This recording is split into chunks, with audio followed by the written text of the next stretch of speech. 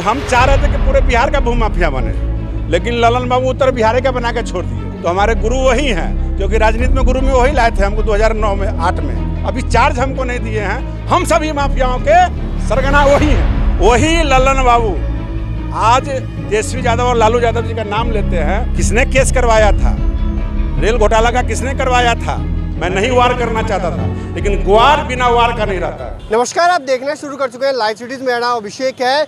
ललन सिंह जो जेडीयू के राष्ट्रीय अध्यक्ष हैं, वो कल मुजफ्फरपुर आए थे। इस दौरान उन्होंने पूर्व मंत्री रामसूरत राय पर निशाना साधा था और कई सारी बातों को कहा था। उन्होंने कहा था कि रामसूरत राय भूमाफिया हैं और घपलेबाजी की थी।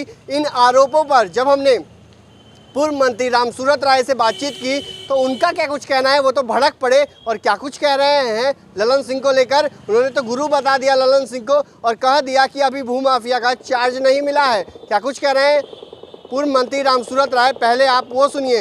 अच्छा, क्या कहेंगे? आपको तो भूमाफिया बताया जा रहा है। भूमाफिया नहीं, हम चाह रहे थे कि पूरे बिहार का भूमाफिया बने, लेकिन ललन बाबू उत्तर बिहार का बना के छोड़ दिए। तो उत्तर बिहार में भूमाफिया बनाए हैं तो हमारे गुरु वही हैं, क्योंकि राजनीति में गुरु में वही लाए थे हमको 2009 में 8 में, और ला करके भूमाफिया का पूरा काम वही सिखाए थे।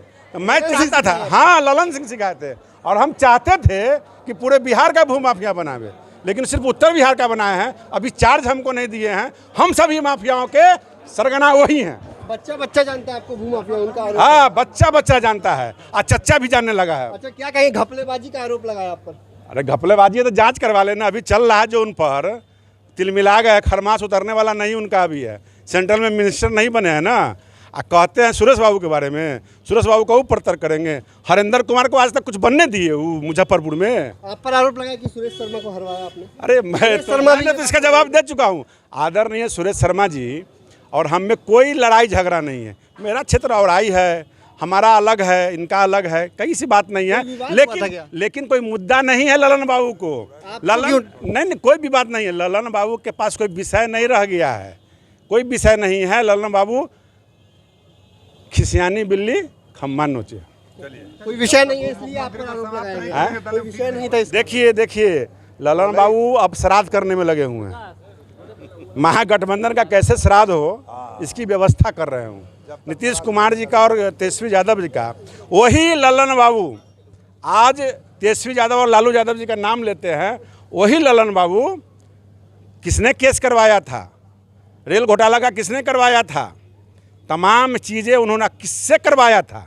और उनकी कहानी अगर समझना चाहते, मैं तो बहुत छोटा बच्चा हूँ, मैं उनको पर पहले भी बोले थे, मैं नहीं वार करना चाहता था, लेकिन ग्वार बिना वार का नहीं रहता है। बिना वार का नहीं रहेगा।